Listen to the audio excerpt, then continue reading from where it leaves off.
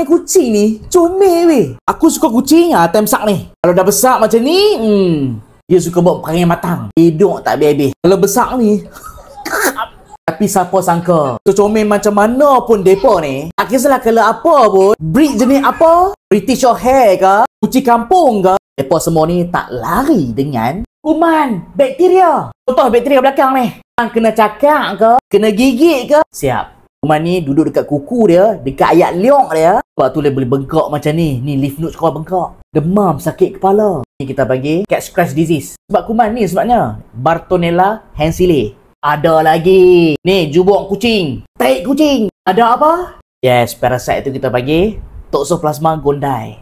Parasite ni bahaya untuk ibu mengandung. Ni kalau masuk dalam darah anak, baby boleh buta, rosak pendengaran, rosak organ, rosak hati. Baby boleh dapat seizure sawan. Toxoplasmosis in newborn ataupun congenital toxoplasmosis. Satu perempuan yang pregnant, hati-hati main dengan kucing. Parasite ni banyak dekat tek kucing. Lebih-lebih lagi kalau kucing tu kucing liar, lagilah bahaya. Ni kutu kucing pula. Nampak dia macam ni kalau tengok bawah mikroskop. Ni rupa dia. Nama kutu ni Stenocephalides. Kalau hang kena rashes weh, gatal nak mampu weh. Kadang-kadang sampai naik biji ayak tau. Teruk. Dan kucing juga boleh kena rabies. Kita duduk dengar kerak anjing. Kucing pun boleh kena. Tambah-tambah kucing liar. Punca dia apa? Virus rabies ataupun Lissa virus rabies. Kucing ni boleh bela. Lagipun kita sebagai orang Islam, kucing ni antara makhluk ciptaan Allah. Kalau korang zalimi kucing, ada hadis weh.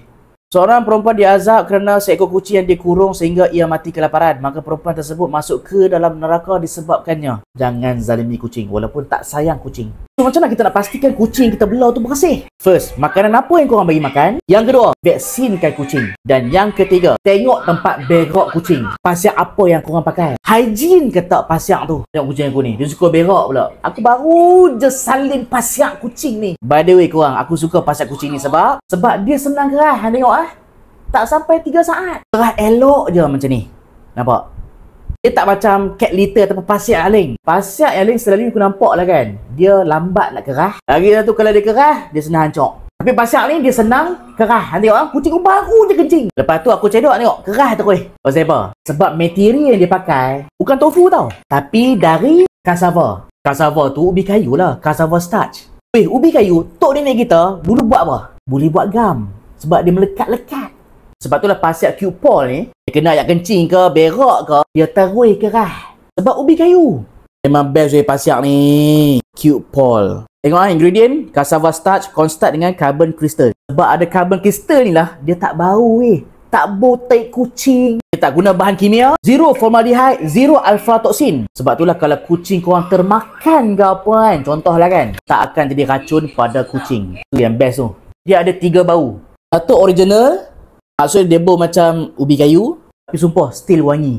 Yang ni bau sakura, yang ni pula bau cotton candy. Lepas aku jumpa pasiak kucing cute paw ni, aku dah tak pandang dah brand lain. Murah pula tu, memang tak tukar dah brand lain weh.